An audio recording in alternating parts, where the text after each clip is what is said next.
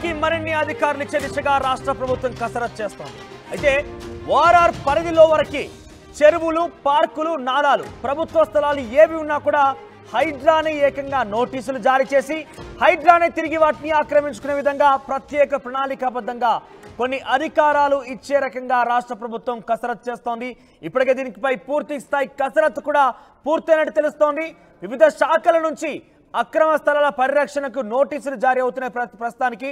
అయితే రెవెన్యూ అధికారులు నోటీసులు ఇచ్చి, ఇరిగేషన్ అధికారులు నోటీసులు ఇచ్చిన తర్వాత హైడ్రా ఎంటర్ అవుతోంది ప్రస్తుతం.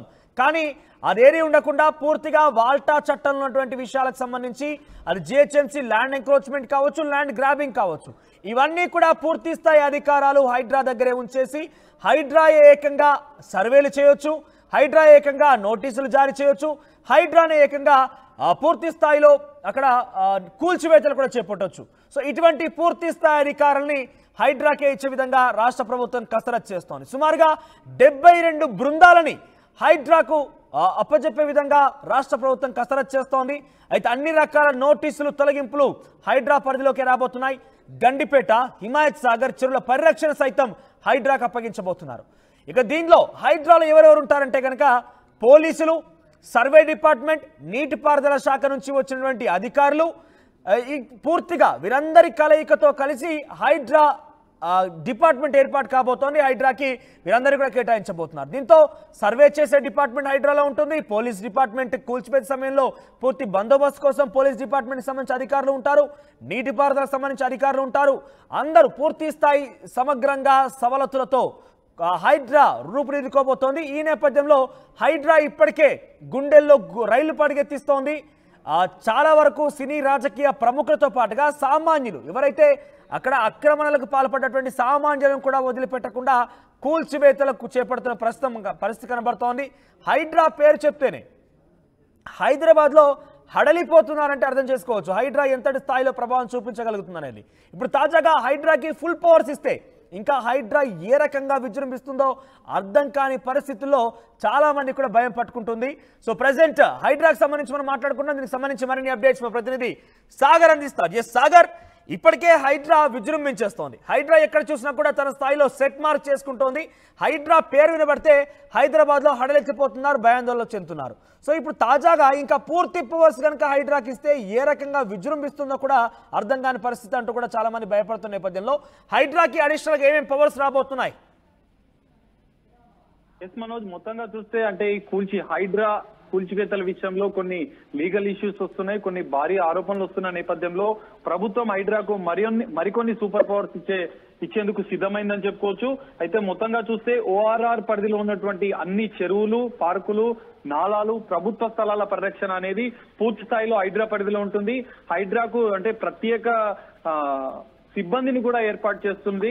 పోలీసు బలగాలతో పాటుగా సపరేట్ గా హైడ్రా పోలీస్ స్టేషన్ కూడా ఏర్పాటుకు ప్రభుత్వం సిద్ధమైందని చెప్పుకోవచ్చు. దానికి పూర్తిస్థాయి అనుమతులు కూడా ఇచ్చారు. నిన్న చీఫ్ సెక్రటరీ ఉన్నత స్థాయి సమీక్ష ఏర్పాటు చేసి ఈ హైడ్రాకు సంబంధించిన ఏ విభాగాలు అందులోకి వస్తాయి, వాటి యొక్క విధి విధానాలు ఏంటంటే రూపొందించమని కూడా ఇప్పటికే ఆదేశాలు జారీ చేసిన పరిస్థితి మనకు కనిపిస్తుంది. అయితే హైదరాబాద్ ఔటర్ రింగ్ రోడ్ పరిధిలో ఉన్నటువంటి చెరువులు, పార్కులు, నాలాలు అన్నిటి బాధ్యత పూర్తిగా ఇప్పుడు హైడ్రా పరిధిలో ఉంటుంది. అయితే పూర్తిగా నోటీసులు ఇచ్చే బాధ్యత ఇప్పటివరకు మనం చూసాం. నోటీసులు రెవెన్యూ శాఖ అధికారులు కానీ లేదంటే మున్సిపల్ వాళ్ళు నోటీసులు ఇచ్చి దాని తర్వాత హైడ్రా రంగ ప్రవేశం చేసేది. కానీ ఇప్పుడు దానికి సంబంధించిన పూర్తి హైడ్రానే డైరెక్ట్ నోటీసులు ఇచ్చి కూల్చివేసే ప్రక్రియ కూడా పూర్తిగా హైడ్రానే చేపట్టనుంది ఇప్పుడు దీంతో పాటుగా. అయితే మనం ఒకసారి పరిశీలిస్తే దీనికి సంబంధించినటువంటి సిఎస్ ఉన్నత స్థాయి సమీక్షలో ఈ చెరువుల, కుంటలు, పార్కులు, ప్రభుత్వ స్థలాలు ఆక్రమణలు తొలగించేందుకు నీటిపారుదల శాఖతో పాటు జిహెచ్ఎంసీ, మున్సిపల్, పంచాయతీరాజ్, వాల్టా, భూ అక్రమణ చట్టం కింద ఉండే ఈ అన్నిటికి సంబంధించి నోటీసులు జారీ చేసే ఇబ్బందులు తలెత్తుతున్న నేపథ్యంలో హైడ్రాకు పూర్తి స్థాయి నోటీసులు ఇచ్చే బాధ్యత కూల్చివేత వరకు హైడ్రాకు సూపర్ పవర్స్ ఇచ్చారని చెప్పుకోవచ్చు. దీంతో హైడ్రా మరింత దూసుకుపోయే అవకాశం ఉంది. ఎందుకంటే ఇప్పటికే గండిపేట్, హిమాయత్ సాగర్ పరిధిలో ఉన్నటువంటి ఆక్రమణలు ఎక్కువగా ఫిర్యాదులు వచ్చిన నేపథ్యంలో వాటిని కూడా హైడ్రా పరిధిలోకే ఇస్తున్నట్లుగా ప్రభుత్వం చీఫ్ సెక్రటరీ తెలిపింది.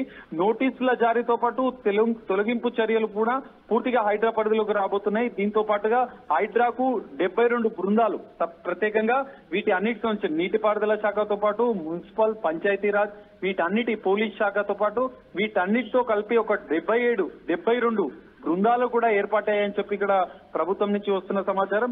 వీటిని మరింత బలోపేతం చేసేందుకు పూర్తి సర్వే, నీటిపారుదల శాఖ నుంచి అధికారులు, సిబ్బంది కేటాయింపు, ఈ మొత్తంగా చూస్తే గండిపేట్, హిమాయత్ సాగర్ పరిధిలో ఉన్నటువంటి ఆక్రమణ తొలగింపు కూడా హైడ్రాకు రావడంతో కొంత ఉత్కంఠ నెలకొంది. అక్కడ భారీ ఎత్తున అక్రమ నిర్మాణాలు, ఫామ్ హౌస్లు ఉన్న నేపథ్యంలో వాటిపైన కూడా డైరెక్ట్ గా హైడ్రా చర్యలు తీసుకునే అవకాశం ఉంది. డైరెక్ట్ అటాక్ అయ్యి దానికి సంబంధించిన అక్రమణను డైరెక్ట్ తొలగించి వాటికి నోటీసులు ఇచ్చి డైరెక్ట్ హైడ్రా రంగప్రవేశం చేసే అవకాశం ఎక్కువగా కనిపిస్తున్నాయి. అయితే వీటికి నోటీసులు ఇచ్చే పరంగా వాళ్ళకి 30 రోజులు టైం ఇవ్వడము, స్థానిక రెవెన్యూ అధికారులు, ఇదంతా కొంత తాత్సారం జరుగుతుంది. అధికారులు ఎగ్జాక్ట్లీ అంటే సాగర్ ఇతర రెవెన్యూ కానీ ఇరిగేషన్ డిపార్ట్మెంట్ అధికారులుగా నోటీసులు ఇవ్వడం, తర్వాత వారంతా కోర్టుకు వెళ్ళడం ఏ రకంగా కొంత ఆలస్యం అవుతోంది. అనుకున్న పని చేపట్టలేకపోతున్నామనే రాష్ట్ర ప్రభుత్వం హైడ్రాకి పూర్తి బాధ్యతలు ఇస్తోందా? అంటే ఇక్కడ నోటీసులు ఇవ్వడం లాంటివి కావచ్చు, ఏమి ఉండకుండా డైరెక్ట్ గా అటాక్ ఇచ్చే అవకాశం ఎక్కువ కనబడుతోందా?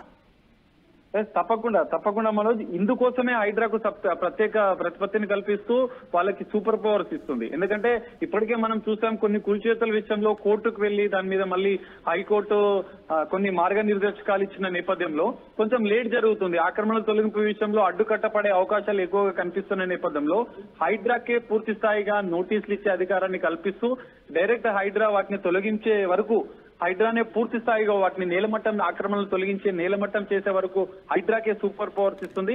దీంతో ఈ రెవెన్యూ, మున్సిపల్ వాళ్ళు నోటీస్ ఇచ్చే అవకాశాలు లేవు.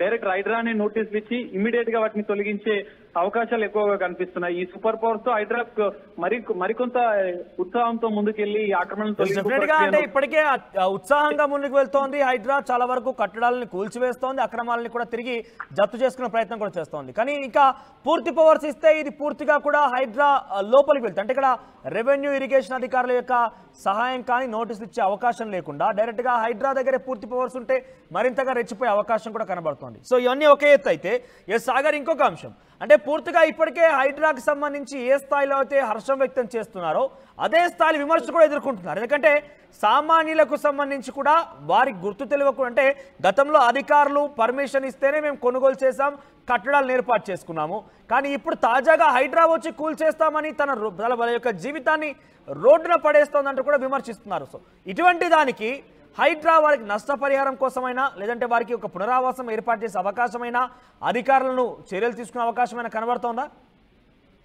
మనం తప్పకుండా ఇప్పటికే నివేదిక ఇచ్చేసింది హైడ్రా. నిన్న సీఎం రేవంత్ రెడ్డితో జరిగిన సమావేశంలో ఇందులో అధికారుల ఇన్వాల్వ్మెంట్ ఎంతవరకు జరిగింది, ఉన్నతాధికారులు, మున్సిపల్ కి సంబంధించిన సిబ్బంది, హెచ్ఎండిఏకి సంబంధించిన అధికారులు వీళ్ళకి అనుమతులు ఎలా ఇచ్చారు అనే విషయాలను పరిగణలోకి తీసుకొని అధికారుల పైన కూడా చర్యలకు సిద్ధమైంది. ఇప్పటికే సైబరాబాద్ కమిషనరేట్ కు ఆయా సంబంధిత అధికారుల లిస్టు కూడా వెళ్ళింది. వాటిపైన క్రిమినల్ కేసులు నమోదు చేసి ఆ అధికారుల పైన కూడా చర్యలు తీసుకోవడానికి సిద్ధమైంది.